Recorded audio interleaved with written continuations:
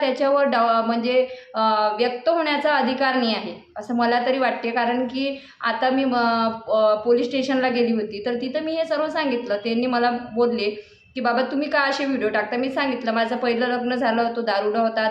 10 वर्ष मी संसार केला. त्याच्यानंतर मी मी माझ्या मुलीला माझ्याजवळ घेतलं. नंतर मी मस्तपैकी जॉब करून जगत. हॅलो फ्रेंड, नमस्कार, स्वागत आहे तुमचं माझ्या चॅनलवर, ज्याचं नाव आहे मोहिनी हजारे.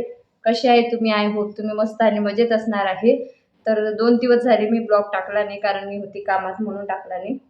आणि कसं आहे, मी आता हे कंपन्यात वगैरे गेली होती, त्याच्यामुळे तिथूनही व्हिडिओ काढून आणलेले आहेत. तर ते पण व्हिडिओ टाकावं लागतात आधी, कारण आपण त्या लोकांचे पैसे घेतलेले आहेत.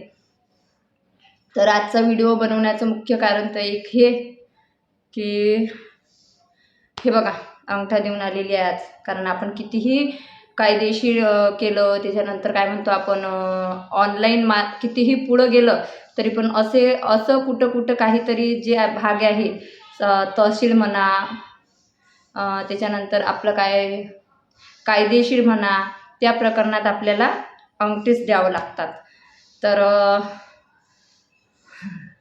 अजून एक गोष्ट की आज गणेशजीचं आणि माझं एक कायदेशीर काम झालेलं आहे, ते तुम्हाला कळणार आहे. काय आहे काय नाही ते मी काम पूर्ण झाल्यावर तुम्हाला सांगणारच आहे. तर लय म्हणजे खराब झालेले आहेत गणेशजी.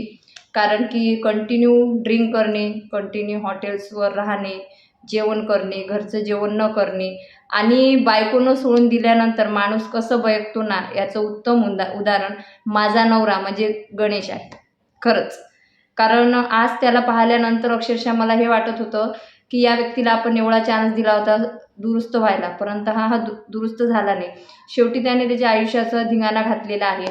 आणि मी एका टाईमला त्याला असं विचारलं, मी म्हटलं तुला तुझा मुलगा मी देऊ का, तुला असं वाटते का तुझ्याकडे द्यावं. पण तो एकच शब्द बोलला की बाबा माझ्यापेक्षा माझा मुलगा तुझ्याजवळ सेफ आहे, तर तो तुझ्याचकडे ठेव. आणि आहे काही प्रोसिजर मी समोर लावलेले आहेत, काय करणार आता आपण त्याला. तर असो. तर सगळ्यात पहिली गोष्ट तर मला करिश्मा ऑफिशियल हिचा व्हिडिओ बघितला, तर तिला मी ब्लॉक केलेला आहे. निदान म्हणजे 15 ते 20 दिवस झाले असेल. ते का केलेलं आहे हे मी तुम्हाला सांगते. तर ती आताची नाही, ती टिकटॉकपासून, ती माझी टिकटॉकची फ्रेंड होती आणि नंतर ती यूट्यूबला आली. आणि यूट्यूब आल्यानंतर तिने स्टोरी सांगायला सुरुवात केली. आणि ती पुण्यात राहत होती, म्हणून मी तिला आधीच सतर्क केलं होतं. मी म्हटलं तू एकटी राहते, तुझ्या मागं एकतर कोणीच नाही आहे, तू जर स्टोरी शेअर करशील हे तुझी काय आहे काय नाही. कारण ती आधीपासून जे सांगत आहे ते तिच्यासोबत घडलेलं आहे.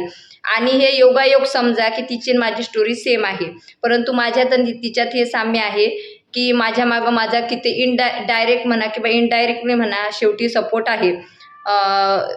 पण तिच्या मागे तसा कोणाचा सपोर्ट नव्हता. त्याच्यामुळे मी वेळोवेळी तिला सांगतही होती की बाबा असं नाही असं नाही. भलेही आमचं 3-4 महिन्यातून एकच कॉल होत होता, परंतु भरपूर वेळ बोलून आम्ही गोष्टी शेअर करत होतो.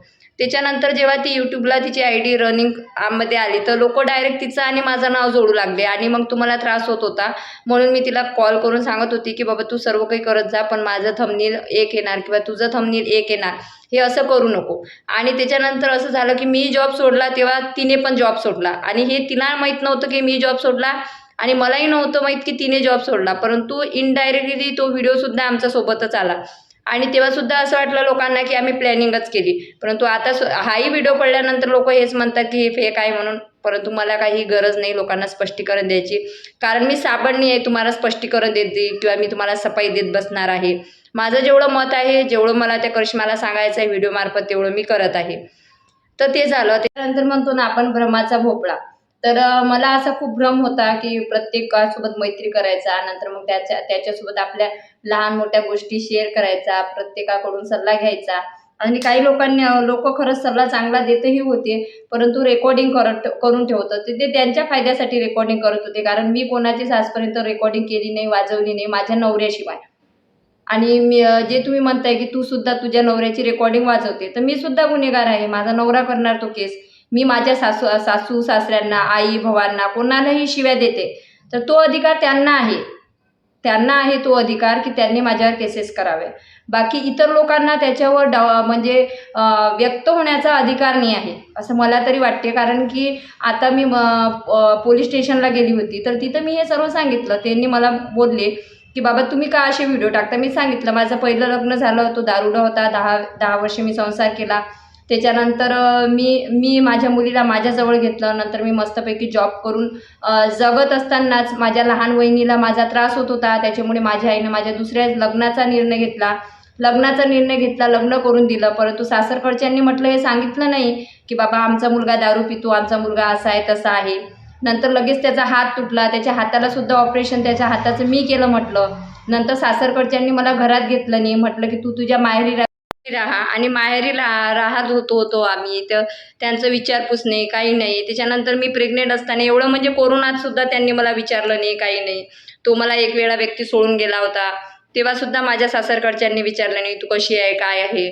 आणि मी प्रेग्नेंट असताना 3 महिन्यांची मी प्रेग्नंट होती, तर आम्ही भेटायला गेलो. तर माझ्या जावेला वाटलं मी राहायला आली की काय. तर त्या बाईने मला मारलं होतं आणि घराच्या बाहेर काढून दिलं होतं. ते फुटेज पण आहे माझ्याकडे. तिकडून आली, मग मी म्हटलं जाऊ दे आता आपण माहेरी राहूया. तर माहेरी असतानाच 7वा-8वा महिना होता, तेव्हा म्हटलं माझ्या भाऊजाईने सुद्धा माझ्यावर हात धुवून घेतला. ते झालं म्हटलं. नंतर मी प्रेग्नेंट होती आणि माझी डिलिव्हरी झाली. तर माझ्या नवऱ्याने मला ₹1 डिलिव्हरीसाठी जमा नव्हता करून ठेवला म्हटलं. आणि यूट्यूबवर मी लोकांना पैसे मागितले म्हटलं. आणि ते पैसेसुद्धा मी परत केले, तरीसुद्धा मला लोक भिकारी वगैरे नावाने चिडवतात म्हटलं. आणि सर्व संपूर्ण पैसे ही मी माझ्या भरोश्यावर यूट्यूबकडून कमवून परतसुद्धा केलेले आहेत. आणि माझी स्टोरी ही लोकांना आवडते म्हटलं. आणि लोक मला विचारतात की ताई तुमचे 2 लग्न का झाले, तुम्ही पहिला तुम्ही डायव्हर्स कसा घेतला, का घेतला, मग दुसरं लग्न झाल्यावरही तुम्ही सासरी का राहत नाही, माहेरी का राहता. ह्या सर्व प्रश्नाची उत्तरं मी म्हटलं देत असते. त्याच्यानंतर माझा नवरा म्हटलं मला मारून गेला, ही ऑल इन टोटल मी त्यांना आतापर्यंत सर्व सांगितलेलं होतं. मग तिथं काही मॅडम होत्या, सर होत्या, त्यांनी आणि म्हटलं मला हे लोक चिडवतात, माझ्या बॉडीवरून चिडवतात म्हटलं, माझ्या कपड्यावरून मला चिडवतात, माझ्या भक्तीवरून सुद्धा मला चिडवतात.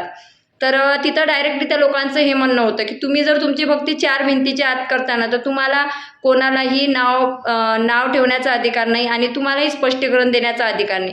तुम्ही तुमच्या 4 भिंतीच्या आत कोणत्याही देवाचं पूजन, कथन, मनन करू शकता, तो तुमचा अधिकार आहे. राहिला लग्नाचा निर्णय, तर भाजी चिरून बघतो आपण, नवरा चिरून नाही बघू शकत की हा कसा निघणार आणि कसा नाही. तर त्याच्यामुळे माझ्या नशिबात होते 2 नवरे झाले. आणि कोणी 10ही नवरे करू शकते, तो त्याचा अधिकार आहे. आणि मग काही लोक असे आहेत की ते फक्त माझं नाव, फोटो यूज करून चॅनल चालवत आहे. आणि हे अति होत होतं, हे मला कुठंतरी थांबवायचं होतं. आणि म्हणून मी कायदेशीर प्रक्रियेचा अवलंब केला. खूप झाल्यानंतरच अवलंब केला, तोपर्यंत मी शांतच होते. कारण अति होत आहे, आता जे होत आहे ना, हे अति होत आहे, म्हणजे डोक्याच्या वरून गेलेलं आहे आता. हागरी, मुत्री, पादरी, रानू मंडळ, म्हणजे जे नाही ते या लोकांनी मला नाव ठेवून दिलेले आहेत. मग त्यांनी मला बोलले पण, तुम्ही या लोकांना आधी सांगितलं नाही काय की मी कायदेशीर प्रक्रिया करीन, तुम्ही बंद करा. म्हटलं सर हे करत नाहीत.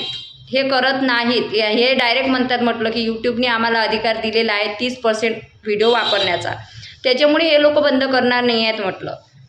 म्हणून मग करिश्मानेच अशातच माझ्यावर व्हिडिओ सोडला होता आणि माझा फोटोचा आणि नावाचा ती वापर करत होती. डायरेक्ट तिने मला हे टाकला, मी एक स्क्रीनशॉट तिची लावत आहे की ताई मी तुम्हाला न विचारता व्हिडिओ टाकलेला आहे असं म्हणून. नंतर मग मी तिला कॉल पण केला आणि रेकॉर्डिंग व्हॉईस पण पाठवली होती तिने मला.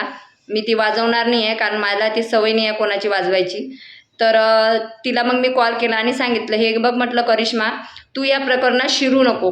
कोणत्या व्यक्तीने मला काय म्हटलं काय नाही हे तुला माहिती नाही म्हटलं. आणि तू जर कोणाच्या विरोधात व्हिडिओ सोडत असेल, डायरेक्ट त्यांचे नाव घेऊ, फोटो घेऊन, तर तू तुझ्या बेसवर सोडव म्हटलं, टाक म्हटलं.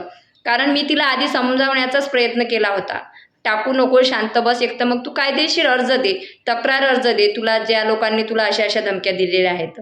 परंतु ती व्हिडिओ टाकत बसली. मग मी तिला डायरेक्ट सांगितलं की आज नंतर म्हटलं तू माझा फोटो आणि नाव वापरू नको आणि मला कॉलसुद्धा करू नको म्हटलं. इथून पुढे जे काही होईल ते तू बघ म्हटलं. कारण मला माहिती होतं काही ना काही होणार आहे, म्हणजे 100%.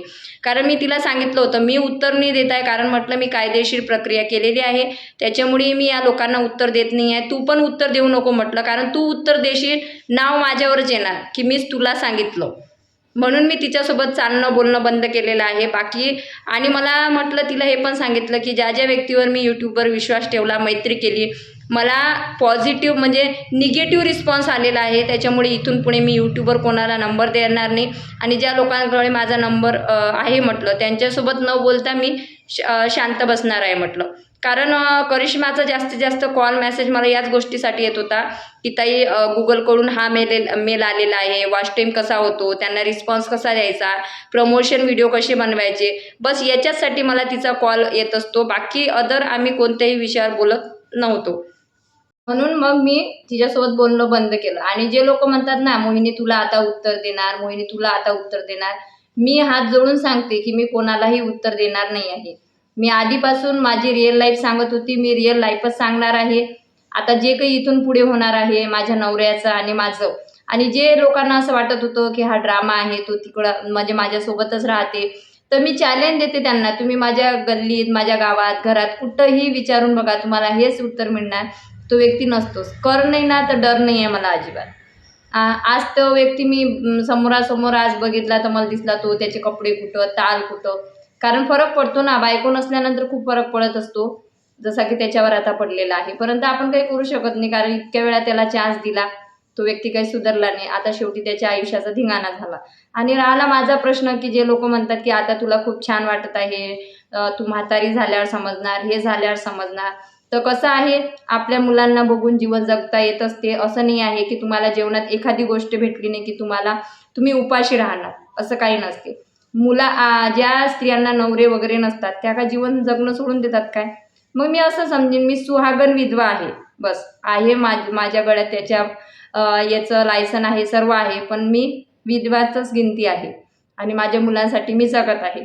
आणि ज्या लोकांनी माझ्या नावाचं एवढं म्हणजे अपभ्रंश केला, त्याच्यानंतर एवढी माझे फोटो व्हिडिओ लावून तुम्ही जे व्हायरल करत आहात ना, तर तुम्हाला यूट्यूबकडून उत्तर नाही म्हणजे यूट्यूबने तुम्हाला परवानगी दिलेली आहे, पण कायदेशीररित्या तुम्हाला कोणाची नाव लावण्याची किंवा व्हिडिओ लावून बदनामी करण्याचा अधिकार कायद्याने तुम्हाला दिलेला नाही आहे.